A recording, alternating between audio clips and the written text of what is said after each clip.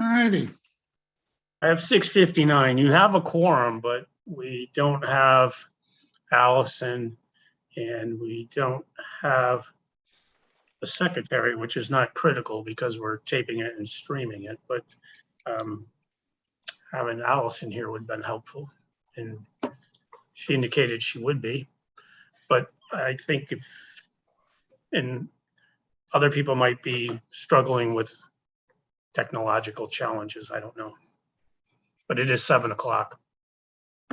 All right. Well, given that, we do have a quorum. So just because we're doing this on Zoom, Fred, and we're taping it and recording it, and I'm just going to read the roll call of who's here. Just so we have it on the record. So Mr. Bobine is here, Ms. Giles is here, Mr. Patterson is here, Ms. Medeiros is here, and Mr. Massey is here. So you do have a quorum. And Mr. Atwood and Mr. Leffers are excused absences. That's correct. So Mr. Dixon and Mr. Gerhardt are momentarily MIA. Okay, and under the waterfront overlay development, under the waterfront overlay district development plan review, according to zoning ordinance article 26, there is no review in front of the board. This is not a public hearing. And I'll now call this meeting to order. First order of business is the approval of the minutes that were sent out relative to our last meeting. And I might note that those incorporated the new format that we agreed upon at that meeting, which was short and succinct statements of what we were taking a look at, and then any decisions that were made specifically detailed. Yeah, no, I thought you did a good job with them. Yes, very good job. Again, for more detail, for the actual background conversation that the board had, we do have audio recording of that so that people can go to that. And should we have any need for more detailed, a more detailed recording of our deliberations, we have been advised by the town solicitor that we could bring in a stenographer. So if we had something that was beyond the ordinary or of large scale, that's something that we'll consider in the future. So I'd ask for a vote to approve the minutes. Well, just want to make sure anyone has any comments or edits or issues. Any changes? Not hearing any. Could I have a motion? Looks like Ms. Giles, Mr. Patterson have made the motion. Ms. Giles made the motion. Mr. Patterson seconded it. All in favor? Aye. Allison is here, Fred. Great. Welcome, Allison. Your timing is impeccable. Perfect. That's good. We are on the agenda. We have noted a review and discussion of the draft elements of the comprehensive plan, and two are mentioned: historic resources and recreation, conservation, and open space. We don't have the updated versions of those. Right. I would say that, you know, at this point, working with Bob and I have discussed this, you can move forward with the recommendations that he and I felt were relevant to those sections. And then once we have those done, we could send those out to the members of the board for one last look through before we start talking about either sending it to statewide planning or for any public review. Sure, Yeah, that sounds good. Yeah. I'll send you a note tomorrow, Allison, just to kind of clean up some of the edit parts. For other board members, Allison and I had talked last week. Once we're comfortable with these three elements, we would like to start the review process with statewide planning so it keeps moving forward. Not for final review, just we're doing a corridor study, which is new to them. We're not even sure who's doing the review anymore because the gentleman that had been doing it for 20 plus years retired.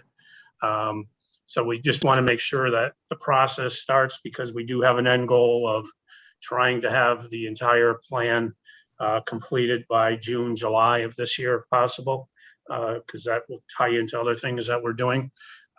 So I think we're going to be fairly fluid going forward.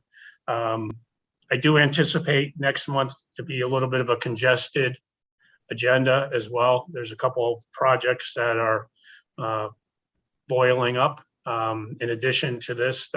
So I really hope that we're in person next month.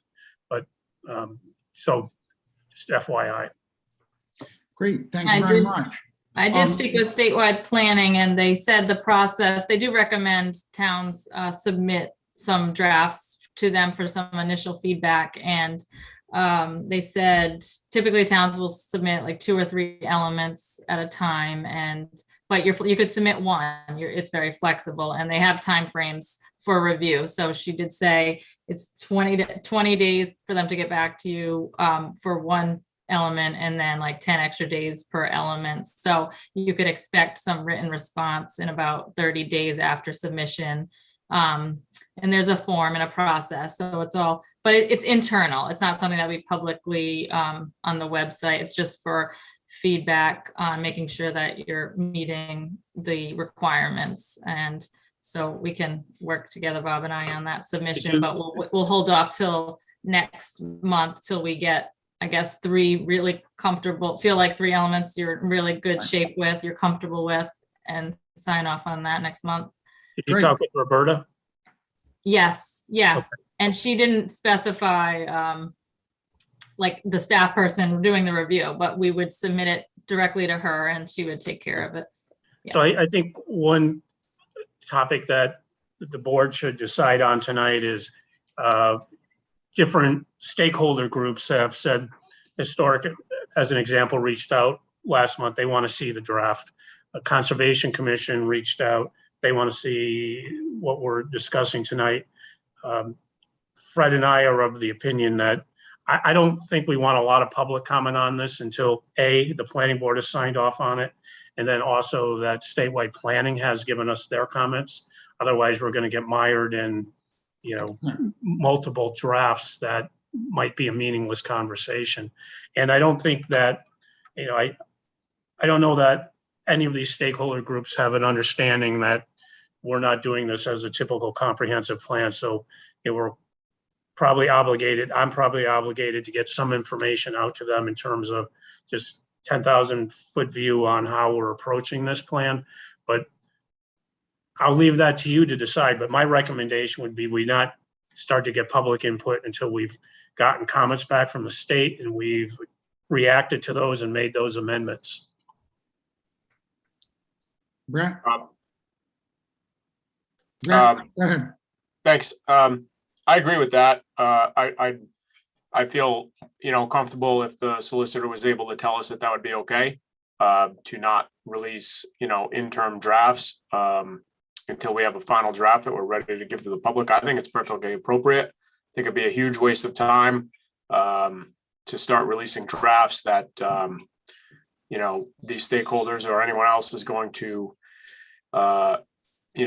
weed us down with proposed changes and whatnot. We'll get a draft, we'll get a proposal, and I think that's what the public should be entitled to, and and then take their input at that point. That's my comment. Great, thank you. The only thing I agree with Brett. Ben? Sorry, The only thing Ben. the law requires is 1 public meeting, so it gives a lot of authority to this board in terms of coming up with the drafts and the final, et cetera. So you have a lot of leeway here, and in fact, I think it's appropriate to do it that way. Yeah, I mean, we felt that, as Brett said, and as Bob noted as well, I think it's particularly important that this go to statewide planning because there could be a significant, I'm not sure how they're going to view this. I'm encouraged to think that we're on the right track, but we are doing something a little outside of the process that they've outlined.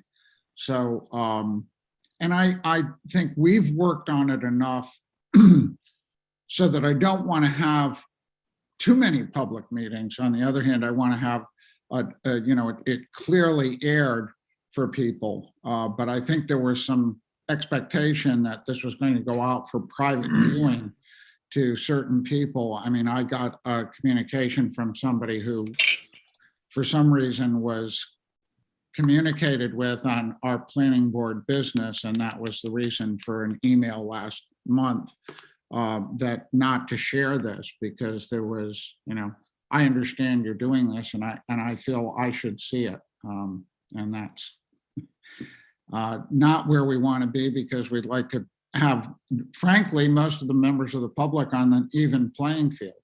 That said, people with a particular interest, Historic District Commission, the Conservation Commission, folks who are volunteer organizations within the town that have a specific interest are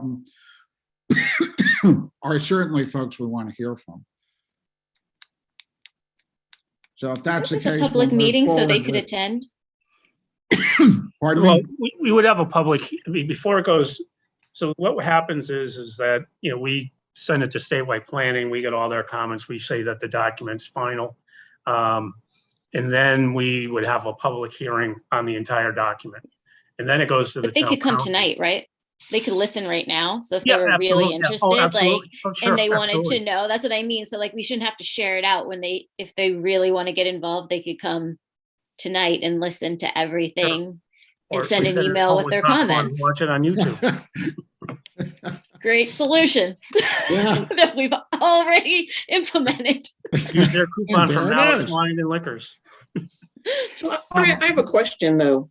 In terms of the ultimate, I absolutely agree that sharing the drafts is impossible with these groups. That just can't work. But I do wonder about what needs to happen in terms of ultimate buy-in by all of these groups. I mean, they're going to have a vested interest in what we do. And what about the possibility of just talking to them, or having with each of the relevant parties, talk about the objectives, what they think that we really should be doing, and about, but pulling them in more deeply than that, I think would be hard. But I do worry a little bit about buy-in at the end if groups feel excluded. Yeah, so I mean, I guess I would reverse that, Andrea. And then I don't think it's inappropriate at a certain point in time to brief those groups. But again, I think that what needs to be conveyed is that this is a corridor study. The focus of the study is Metacom. So, what we're doing on Metacom helps us preserve historic assets, agricultural resources. So, the focus of the historic element of the comprehensive plan isn't the historic district per se. It's how we're preserving that on the Metacom side. So I think that's going to be an education to get people focused on corridor study versus a typical comprehensive plan. But to your point,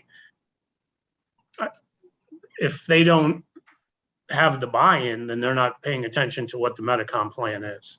But I think they're obligated. I mean, we have an obligation to them to let them know why we did it the way we did it and how it benefits them. I would also think that I would be inclined to ask them to put in writing areas that they think are important. Yeah, I mean, as Ashley said, they could clearly they could come to the meetings if they were truly, wanted to be engaged, but I also understand that that's a lot of work. On the other hand, I think when we do get these requests, that it could be that I would like to see information provided by those folks who are interested in taking a look at it, what their take is, what they would like to see. To answer your question, Andrea, I mean, it's really a matter of, what are you interested in? Not what did, let's not play gotcha. Let's work in concert. So I haven't seen anything from anyone. So I think that's great. But I think that's that's because we great haven't to asked. reach out to them and say, hey, you have an objective, give us your objective so we can Right. take that into consideration. I think Yeah, that, because I think that would be helpful. I mean, there may be some areas that we've missed. And I'd like to get those before the public meeting. And I think just to add to that, I mean, the requests we've had as an example from historic, has not been from the Historic Voluntary District Commission. They're from people in the community that are interested in historic. I mean, I think that when we do go share it, I mean, we'll meet with I will meet with the Conservation Commission and review the plan, because land use and some other things will overlay there. The Historic District Commission should be, who gets briefed on historic and cultural resources. Anybody generally from the public that's interested in this, they'll have an opportunity to speak to it when we have a public hearing on the entire plan. We all good on that? Moving forward on the natural resources, my thought was, let's have Allison and Bob do the presentation. I hope you all had a chance to look at this. There's very helpful, and the maps in particular were of great interest to me. There were some areas that I felt that could be given greater visibility within this. But to start, why don't we do a short review of this? Bob, you and Allison can take the lead. I am going to yield the floor to Allison. Sure. Can everybody Yeah, see I'll my walk you- screen right now? Yeah. Yep. Okay, perfect. So for natural resources, there's been 3 potential goals identified. One focusing on open space, protection of land, and the second being a goal focused on resiliency, minimizing damage from sea level rise, and restoring the functioning, the natural functions of wetlands. So this gets to the Market Street project area. The third is focused on improving water quality. A lot of some of the element we talk about, stormwater management, and so that's and potential surface water contaminants. So those are 3 different, and a lot of this, I should say, there are specific requirements within the state's guidelines as to which I had to identify. It was pretty specific as to the types of which had to be goals and policies and actions within this element. So I couldn't achieve it in one goal. There had to be multiple goals and multiple policies. I can show you on the table on the next page.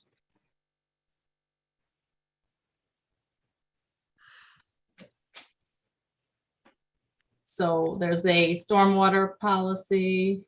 I don't want to read this to you, obviously. Let's see.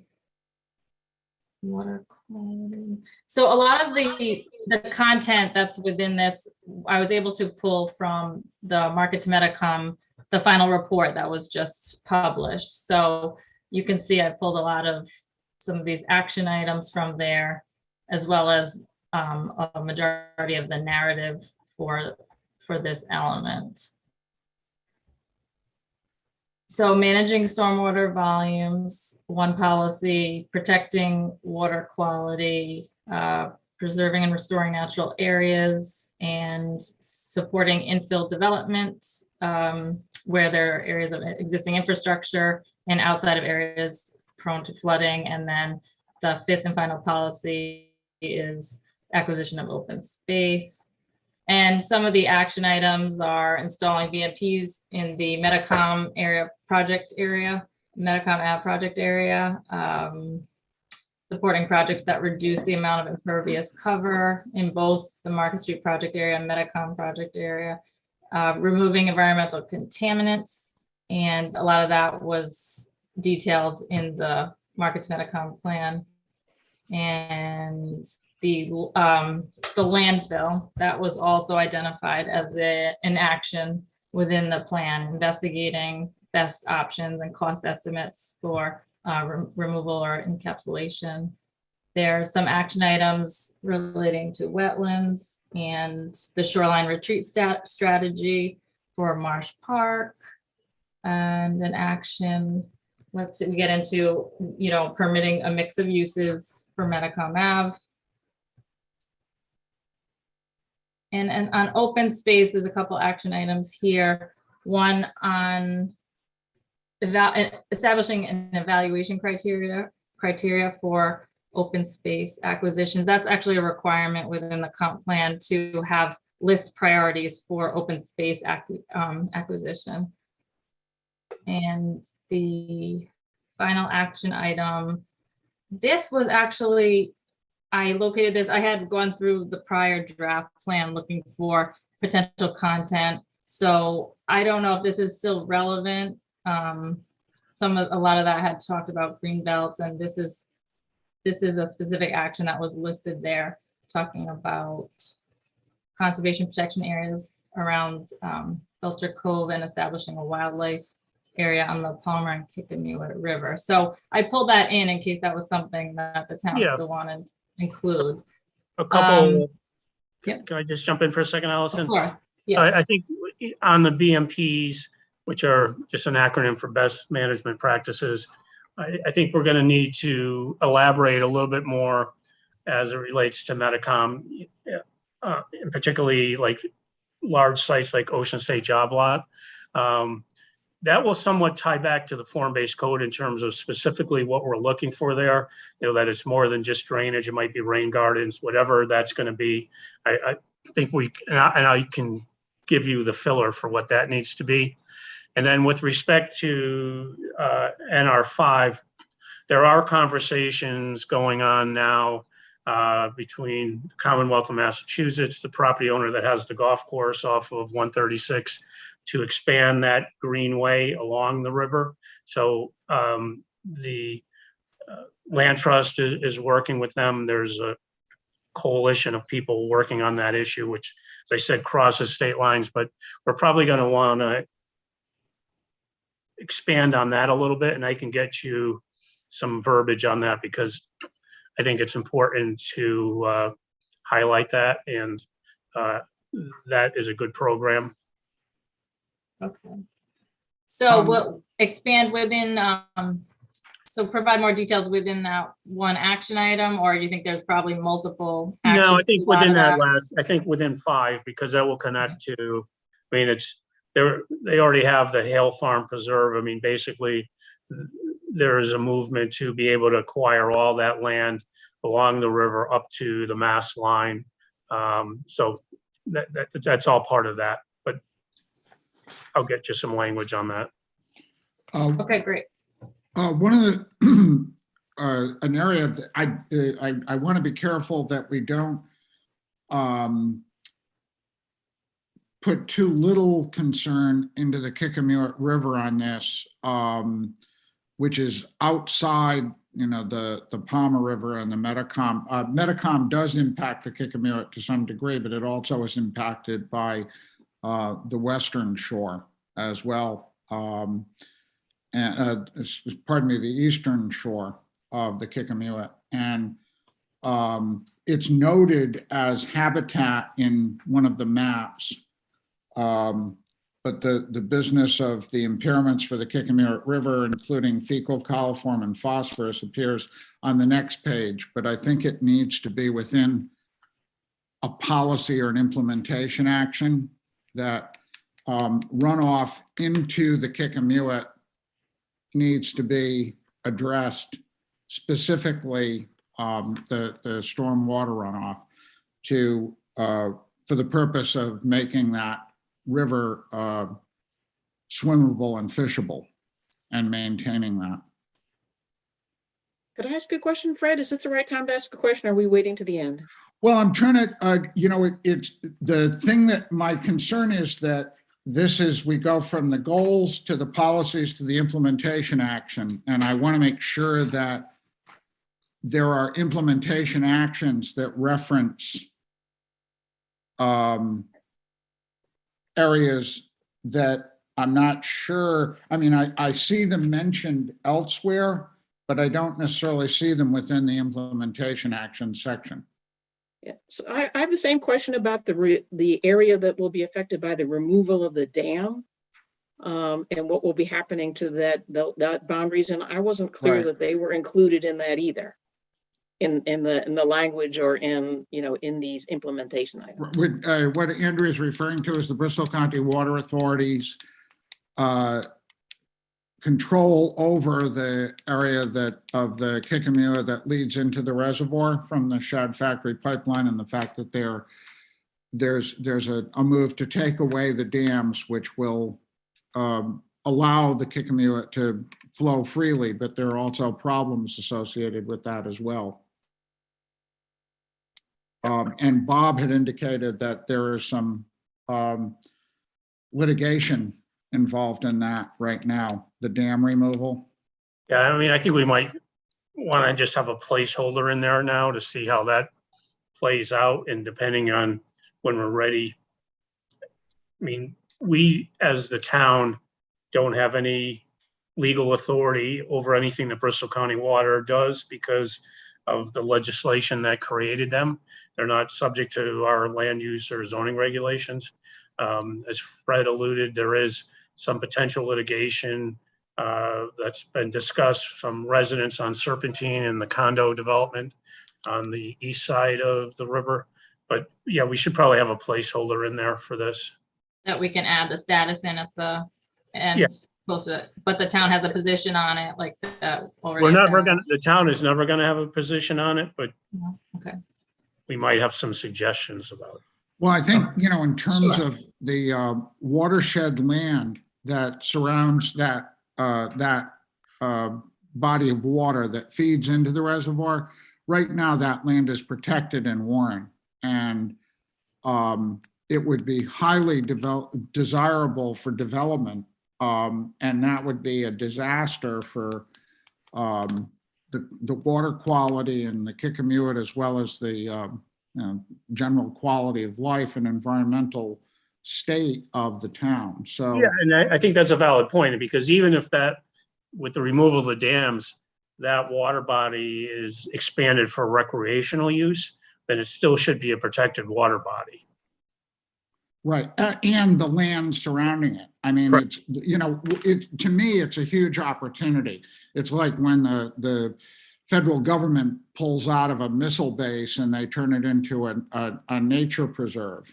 That's it's been preserved, and we have the opportunity to maintain that level of preservation. Then we should go for it. And to me, that should be a fundamental part of the comprehensive plan. And the missile base that Fred was referring to is not to be discussed at this meeting.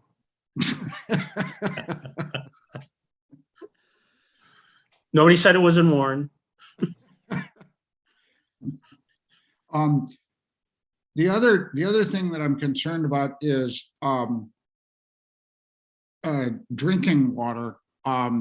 As noted in one of the maps, Twisset Point has a community well, and the protection of that water for the over 80 households that share in that private community well is a matter of long-term importance to the town. Alice and I talked about this last week, and we're thinking that this might, and if I'm wrong in my memory, Allison, correct me, that we would be dealing this in the services area.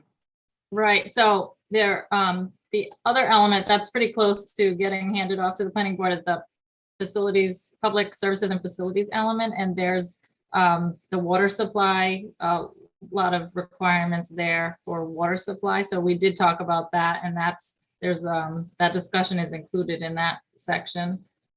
Great. We could, Well, as fire protection. so right.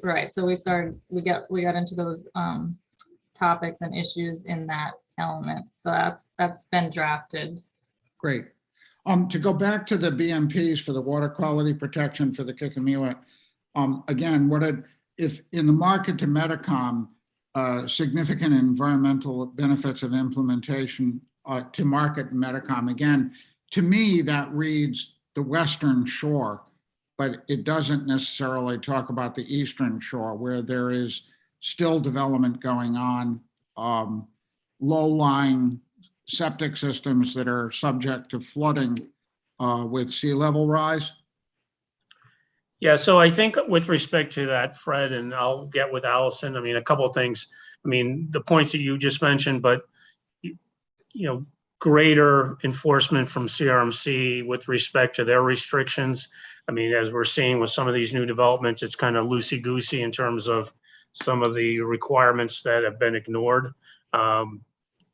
With respect to drainage off of those sites, stormwater drainage, that's impacting people, particularly in the Shore Road area, coming from Waterview. So I'll get some language to Allison with respect to that. I mean, for no other reason than to put CRMC on notice that we expect them to do their job. Yeah, well, I mean, unfortunately, they've not stepped up for that water. But we can link that back to what the planning board has discussed the last 2 months, is conditioning any further approvals down the road that they adhere to these things, and if they don't, that the town then has some enforcement ability that we didn't have previously. Great. So I mean, at least get a paragraph in there on that. Right. Someone else? Anyone? Mr. Yeah, Patterson? Bob, I wondered, from the time we spent on the wastewater committee, I seem to recall that there were some fairly rigorous inspection and enforcement procedures in place to, I guess you would say, look after, inspect, or control the existing sanitary systems, private sanitary systems of new development as well as existing homes in that Twisted Point area. Is that not right?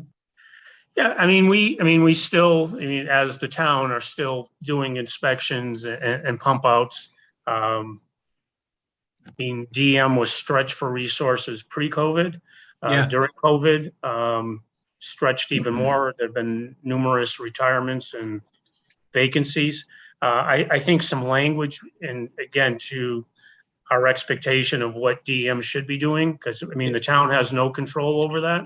Yeah. But I think, there should be some acknowledgement that there's an expectation that DM do what they're supposed to do, or, cede that responsibility to the municipality, which they'll never do. But I think we should at least address it.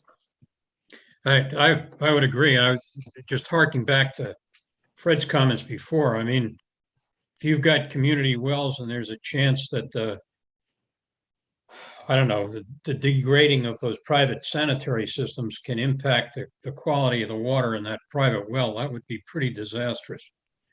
I think the bigger risk is that their well runs dry before it even gets contaminated.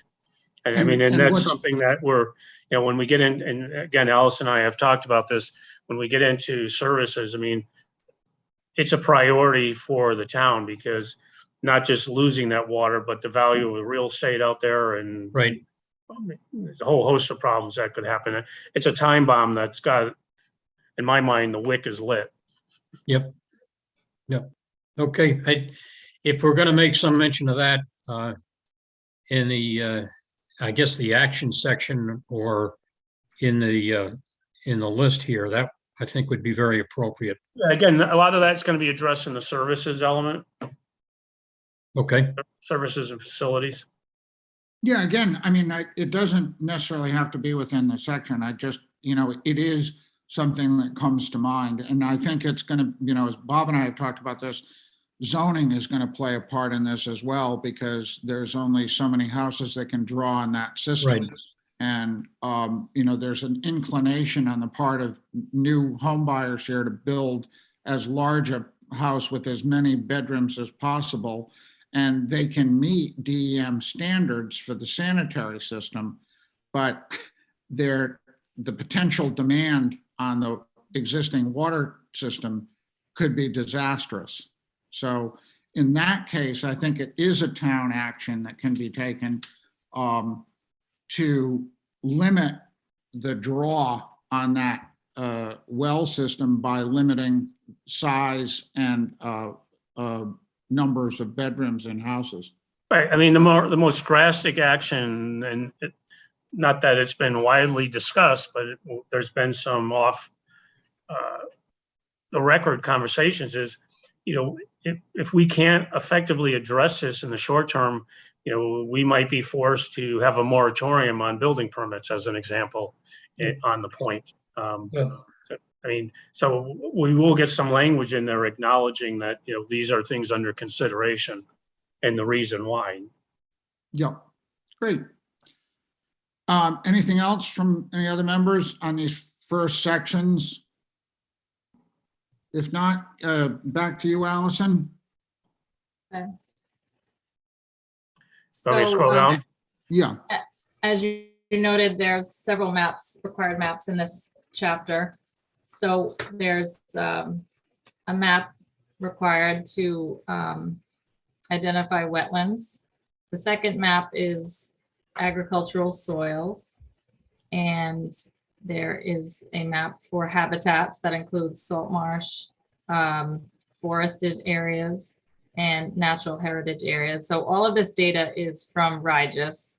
There's state data layers that were pulled in. The fourth map, water resources. So that displays obviously ponds and streams and watersheds, wellhead protection areas, reservoirs. And the fifth map, conserved lands. That's I'm still working on finalizing that inventory of conserved lands. So we have a good start on that, but that would be also a fifth map that would be incorporated into the natural resources element. Did anyone have comments on the maps or? yeah. One thing we might want to note with the maps is the protection of the existing wetlands and habitats. For example, a developer had their eyes on putting 5 houses up the Kickamuit off Long Lane, and they were actually, part of the argument was this is a sensitive habitat and wetland area. I would like to have a strong statement that all habitats, existing habitats and wetlands are a priority for protection. You might see that next month, actually. Oh, why? I think you're going to see something on the Manchester property on Barton. Oh, I thought that was protected land. It's not. The where that barn is, are you referring to? Right.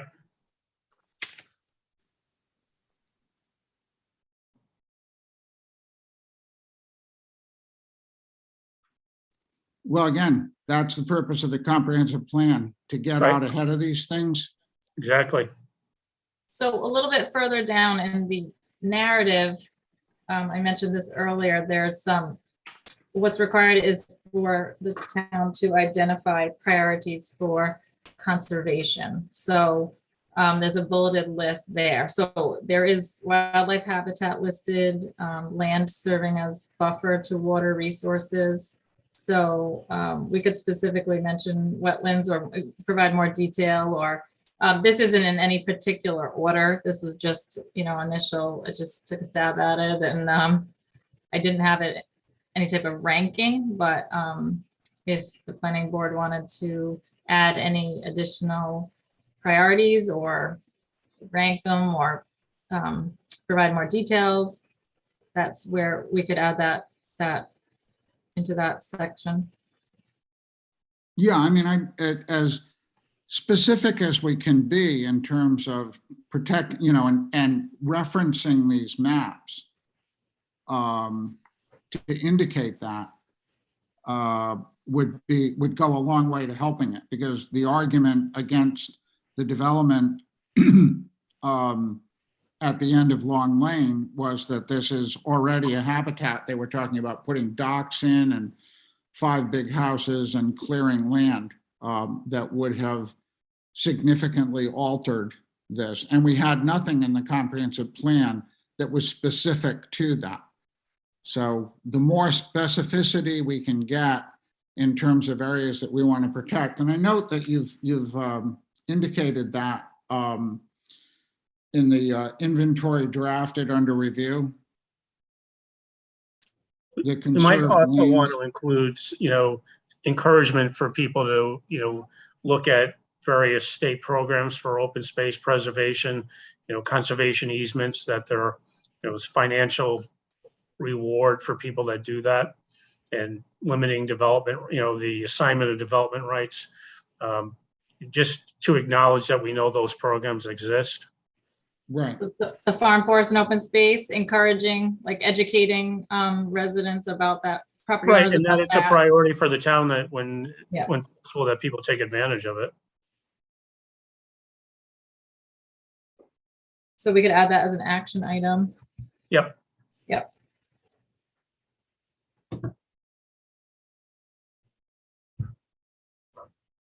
Does anyone else have any comments or suggestions at this point?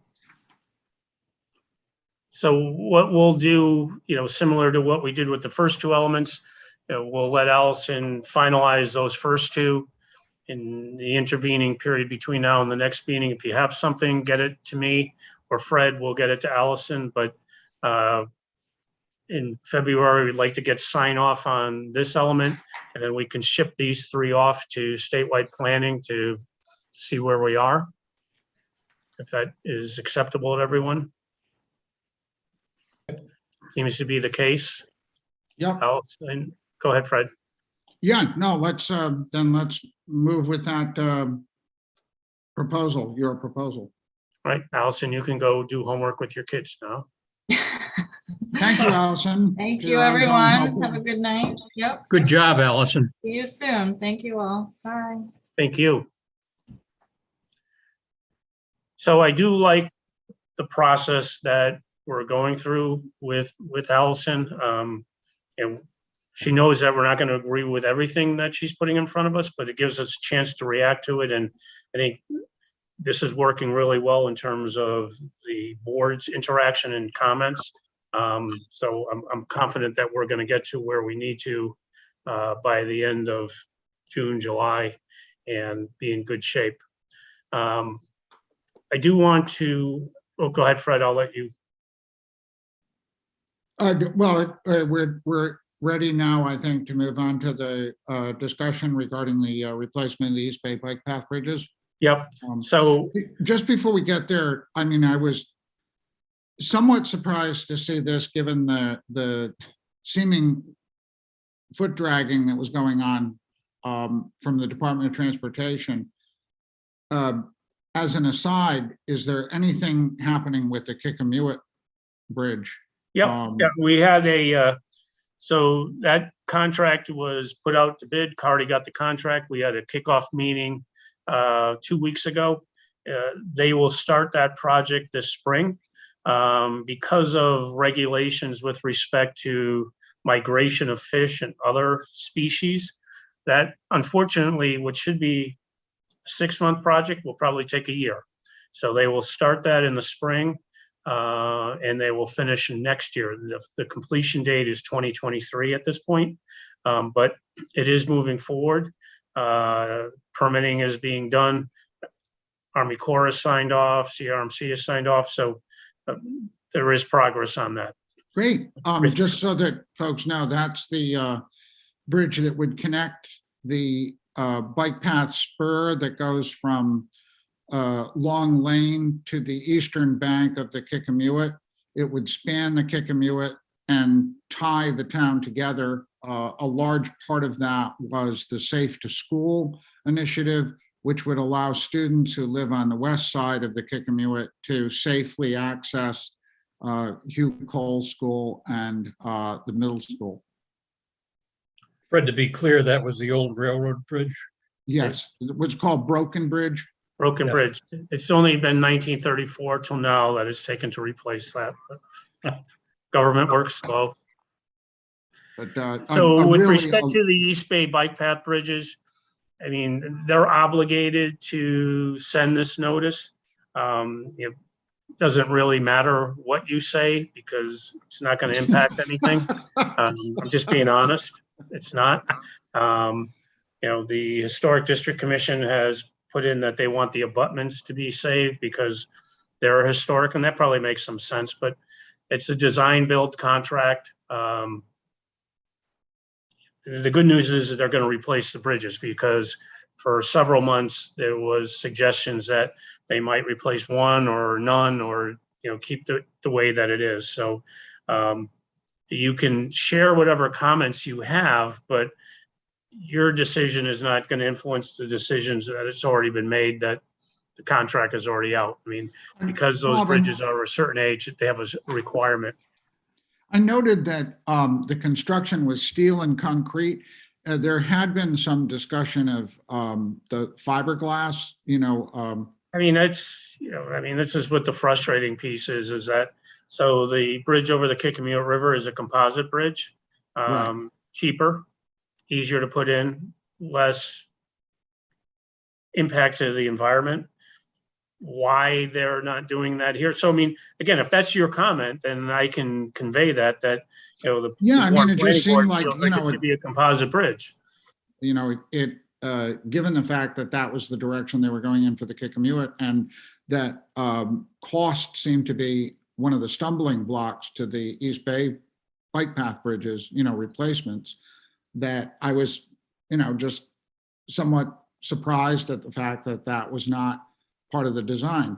I'm not an engineer, so, it's quite a different flow, tidal flow where those bridges are compared to the Kickamuit. Yeah, but if you're keeping the existing abutments, then the flow really doesn't matter. I mean, it's really just what the condition of the bridges are. And the advantage of the composite bridges is not only is it cheaper and easier to install, but the ongoing maintenance is significantly less. Yeah, I'd like that comment to be. I mean, I'm happy if the board is in that position, I'm happy to draft the letter suggesting that we think that they should look at the Kickamuit River as an example, that bridge to be an example of what should be used for both of these spans. For both, cost savings and long-term maintenance savings. And environmental impact.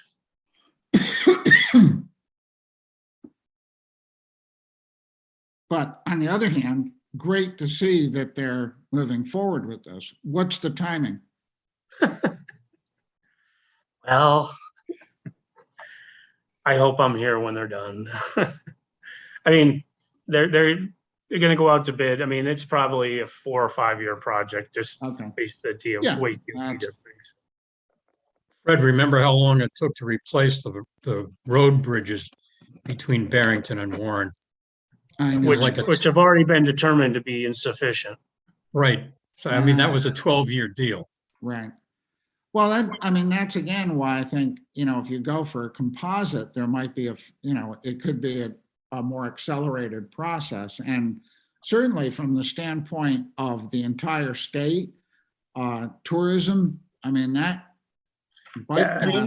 other advantage of composite is even if you had a flood, it can overflow the bridge. It doesn't impact it. Doesn't impact its structural ability. I mean, I go back to 4 years ago when we brought DOT down here, when we were looking at the Kickamuit Bridge, and we took them to different fabricators of composites in Bristol, and somebody from DOT, and they were working on a 300-foot catamaran, and somebody from DOT wanted to know how it held up to seawater, and the guy looked at her like, what?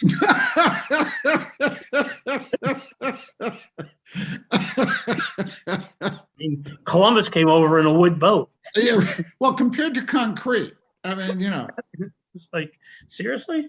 So I will put a letter together. I'll circulate it to all of you. If you have edits, just make them, and then at least we'll be on record for having commented. Great. Thank you. Anyone else? If not, administrative matters, the ARPA funding. Yeah, I just want to go over this real quick, if you don't mind. No, go ahead, please do.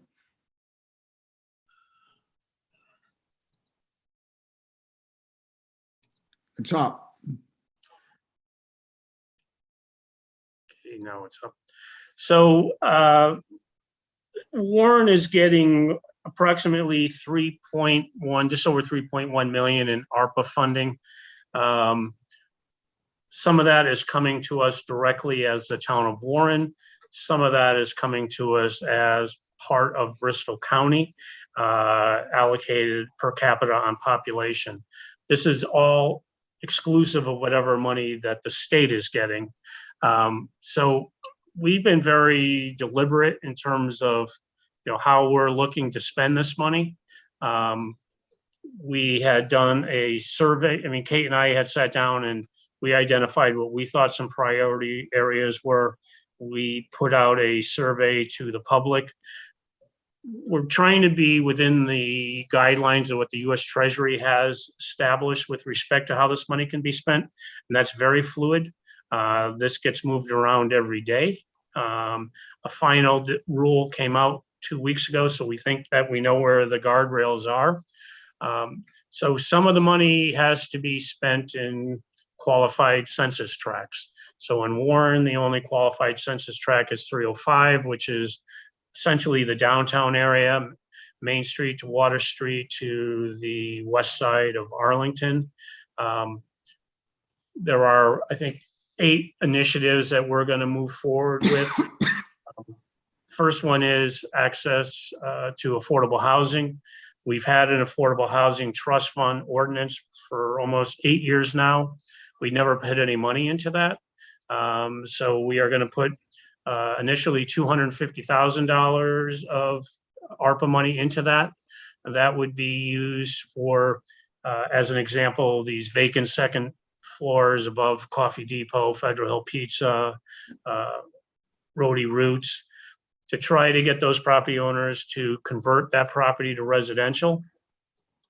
These would be in the form of a grant, up to $50,000. They wouldn't have to repay the money.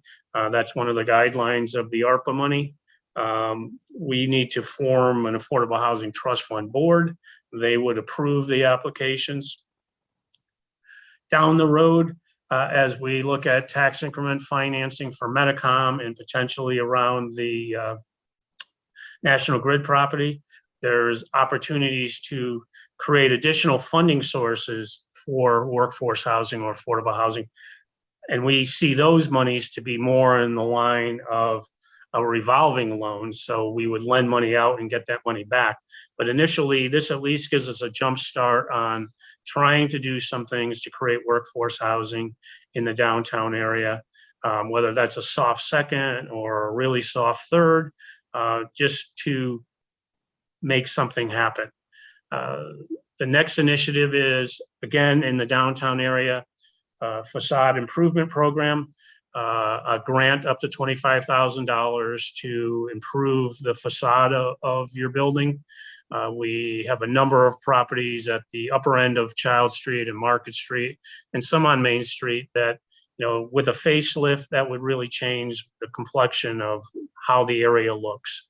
And most of the property owners that would benefit from this are already talking to us about how this program would work. They would need to come to us with, not something on a napkin, either an architect or an engineer drawing. They're going to have to go, because it's in the historic district, they're going to have to get approval from the voluntary historic district. But again, this is a grant of $25,000 that, done the right way, people could, really freshen up their building and make it more appealing. My poster child for this are those 2 buildings across the street from Richardson's. People that are stuck at the light there or at the stop sign, just must be scratching their head. To that property owner's credit, he's been working with us, trying to lease that space, clean that space up and do something. He's got a plan. So right now there's at least 4 property owners that have come forward that, I'm very encouraged that those 4 properties being redone are going to really change the complexion of what's happening downtown. Again, this is a grant. We're not giving people money to paint a mural on their building. We're not giving them money to, put flowers in front of their building. This is to structurally improve it, whether it's windows or wood, whatever it is. just to make our downtown more appealing. I mean, we're very close. I mean, Water Street is in great shape, but Main Street, Upper Market Street, Upper Child Street are lacking. All three of the initiatives I'm discussing tonight have been approved by the town council. We actually have a consultant that we're working with because we want to be very certain that the money is spent in the right way.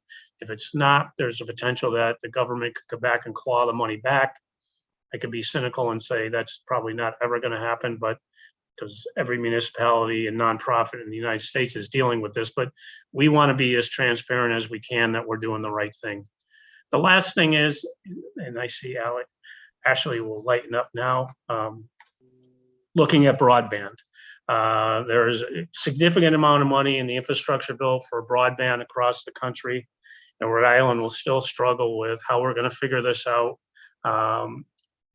We want to at least look at what's happening in Warren. We want to know who has what where, what people are paying, why they may or may not have service, what the age of the equipment that they're using for that service is, and tie this into what the state is doing. The state is actually stepping up.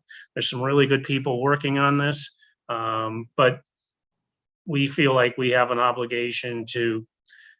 Initially, we talked about maybe doing our own ISP, that we'd be, a town would have an internet service provider. I think that's off the table at this point. We know that with Cox and I3, we would be the third in line, and the economics are probably not going to work. We've had a lot of good conversations with I3. We're working with them. We don't think Cox cares one bit what we do, but we're just today coordinating a meeting with Barrington, hopefully Bristol, but at least Barrington and Warren, with the state task force to kind of have a community stakeholder meeting, not with the public, but users of internet, to see that, where are we at? I mean, the speeds that are required for internet service now are so ridiculously low. It just doesn't make any sense. The expectation is by 2030, if you're not at least 300 over 300, then you're not, that's 300 megs. You're not going to even be in the game. So right now I can tell you that most of you are maybe at best 50 over 15, up speed, down speed. So, I mean, we have a long way to go, but as Ashley had been, and I give her so much credit for this because she started this effort 3 years ago. And I'm going to just repeat this, that Rhode Island ranks in the top 5 in the country for the amount of broadband infrastructure that is available. We rank 48th in the country in terms of accessibility to that broadband. So the fact that we have fiber optic cable hanging out in front of Town Hall, but that doesn't get to Water Street, well, that's a problem. That I couldn't get into Town Hall 10 feet away, that's a problem. So we need to work through those problems, because the amount of people that we have working remotely, telemedicine, security in schools, remote working, we want to be a desirable place. We need to Rhode Island doesn't have a broadband. We don't treat broadband as a utility yet in Rhode Island, and we need to. So what we're trying to do with this study is make the political argument that some of the guidelines in the federal legislation are flawed, because some of those requirements say your community has to be designated as being underserved. Well, they look at a map and say, well, you have fiber hanging on a pole here, so you're not underserved. Well, I can't access that pole, so I am underserved. So we need to change that narrative. So that's what we're doing with this. We're going to spend not a lot of money, but enough money so that Bob can be what Bob is, and people get pissed off and pay attention to us. So I just wanted you to be aware of that. Are there any questions? Oh, sounds good. Okay, then I've got one more share I'm going to do, and it's because my agent from Hollywood said I should do this. I can find it. No, I can't find it. That's too bad.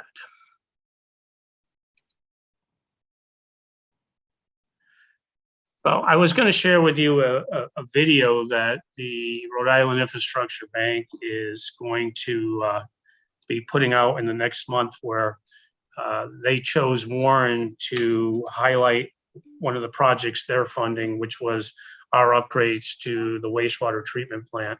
And, through that program, the town saved about $3 million worth of interest forgiveness.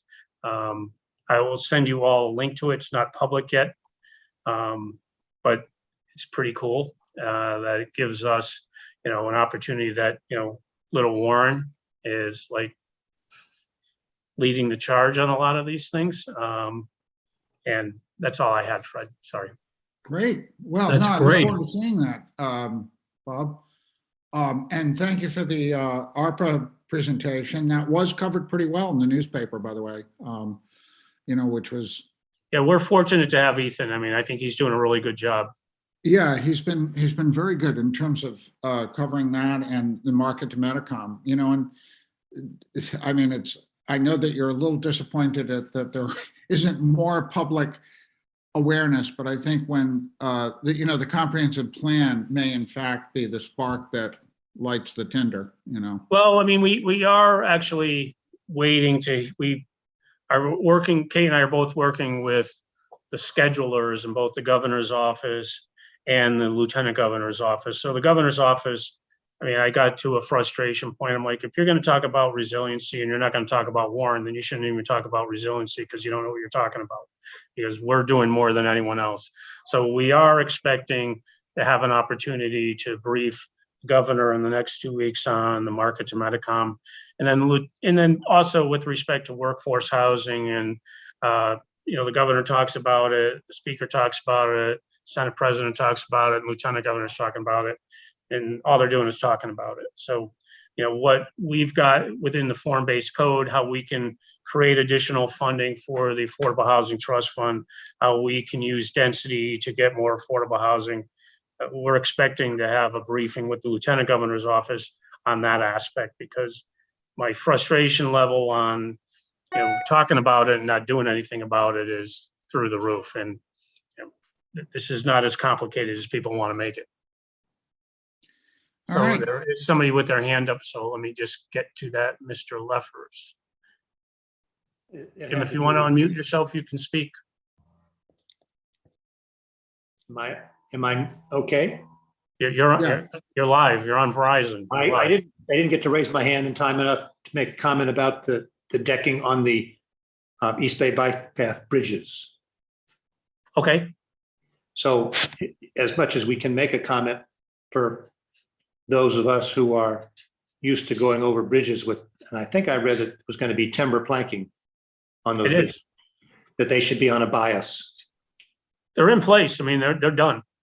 No, I'm talking about the new bridges, Oh, yeah. I mean, I won't even, I read the write-up. right now where it's design build, I mean, we'll Yeah, see that how that comes back. But yeah, I mean, I don't, duly noted. Yep, okay, that's it. Does anyone have anything else they would like to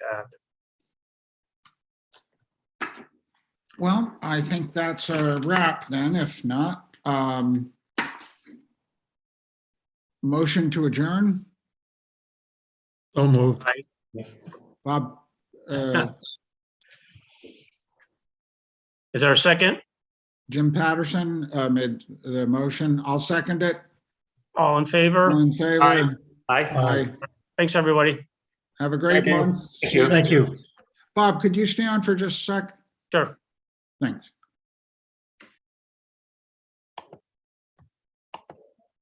What's going on with the Manchester farm on Barton? So proposed 4-lot subdivision, 3 lots as you come in Manchester Road, which I mean is a town road, but I would have us abandon that. They'll preserve most where the barn is. They'll preserve all that as open space. But basically it's going to be a 4-lot subdivision. I've had several people over the last year come in with a similar plan. They're not going to include any of the land that's across the state line. Okay, wait a minute. This is on Barton on the left-hand side as you're, once you turn the corner off a long Oh, lane. Barton on the left-hand side. Yeah, yep. Okay, yeah, all right, I was. There is some wetlands in there. I mean, there's. Yeah, stream in quite there. a fair amount. I Yep. was, you know. I mean, so DM has been involved. I mean, it's not a horrible plan, being in all honesty. I mean, my feeling is, and I told the engineer, if that's what you're gonna do, then I'm gonna ask the town to abandon the road. I don't want any responsibility for that. Yeah, where's the road there? Oh, I know the one. Yeah, it's like a dirt road right now. Yeah. Yep. Okay, so to be behind where the schoolhouse is? Yeah, so there'll be like, I think, one house like on the schoolhouse side, two on the west side, and then there's an existing farm road with a small bridge that crosses to that open space in the back where the barn is. They would improve that. There'd be one more lot there, but then all of the additional farmland would be reserved as open space. And they'd sign off on that? I told them they have to, otherwise I'm not gonna support it. What happened to the wind farm? Went away? Yeah, I mean, there's no, the economic return selling this for a 4-lot subdivision is much higher than what the wind farm was gonna be. I would imagine, yeah, right. But everyone was under the impression that this land was protected. It was never protected. No, I thought you were referring to. No, even when the wind farm came up, people were like, that's protected. I'm like, Yeah, okay. no, I knew that wasn't protected. No, I'm concerned about I thought it was on the Manchester barn side. The other side, I know what you're talking about. Yeah. Yeah, Where the barn. now, that barn, to my understanding, was that ever approved? Is it? Probably predated anything. Yeah, I don't know. I don't want to drag the Manchesters through the mud. But I mean, so yeah, I expect that the one off of Barton will be coming forward next month. I expect AutoZone will be coming forward next month. Potentially, we have another infill project on Water Street that I'm pretty excited about. That would be a comprehensive permit application, which next to Water Dog, it was the old Gordon property. Oh, yeah. Where Belize is now. I mean, that would be a cool project. So, well, do we need to consider then maybe having a special meeting for the? yeah, we'll see. I mean, because I'm open to that. They want to go forward, but until they actually get something in front of me, and if the agenda looks like it's going to be jammed, then yeah, I definitely will pull this out. We'll have a separate meeting. Okay. It looks like Tyler didn't make it. Tyler didn't make it. Gerhard, said that he couldn't figure it out, and my mind is everyone else figured it out. So, I mean, yeah. So I would say whether you want to treat that as I would say too unexcused. I mean, it's like you go on. Everyone else made it. Yeah, I don't understand that. And Jim made it from remote. So, well, thank you very much for your work on this, Bob. And I appreciate all you do as always. So have a good night. I'll keep checking the mailbox for checks. I mean, I hate checks. Well, they're not going to have my name on it. Yeah, it's funny we're last year, the Schmidt family, who started Google, they have property out in Nantucket. So they created something last year called Envision Resilience. So they had a studio project out on Nantucket to look at resiliency, and they brought in 6 colleges from across the East Coast, University of Florida, Miami, Harvard, Yale. I can't remember all of them, but it had like an open studio, and it was really a really well done program. So this year they expanded it, so they're doing Envision Resilience for Narragansett Bay. Oh. And they approached us, and of course, I jumped on. I'm like, yeah, we absolutely want to participate. So we will have students here from Syracuse University School of Architecture, as well as RISD, and looking at Water Street, but also looking at Market to Medicom, which will be great. I mean, we continue to tell the story. I think Barrington and Bristol might be doing something. Providence and Newport can't seem to get their shit together, whether they want to do it, but when I hear the Schmidt family Google money, I'm all over that. I'm like, Yeah, for sure. I'm checking my lineage to see if we're related. But, so I had a conference call or Zoom meeting with the professors from Syracuse on Friday, and they said, we want to bring the students in on the weekend of the 28th of February, or the weekend before that. I mean, would you or anybody from the planning staff be available? I said, yes. Would you need to check with your staff? I'm like, I just did. Oh, Like, you're what are you talking about? I expensive. said, Well, I'm I'm a gonna go staff back to of the one. building. I said, I'm a staff of one. They're like, there is no way that you can do everything you do as one. I'm like, well, I can tell you that it's true that I can do that. I'm over caffeinated. That night I might be over alcohol, but I get it done. I gotta say though, that's the thing about CRMC and DEM that just gets to me. I mean, I was back, when I was at Save the Bay, which is, 30 years ago, for Christ's sake. They were whining then about not having enough people. And, it's not, it really has to do with being there, doing the job, I have a hard time buying. We don't have enough staff to actually accomplish what we're supposed to be accomplishing. Well, what's really interesting right now is, we're still on YouTube. I took it off. Oh, okay. I'm going to take it off.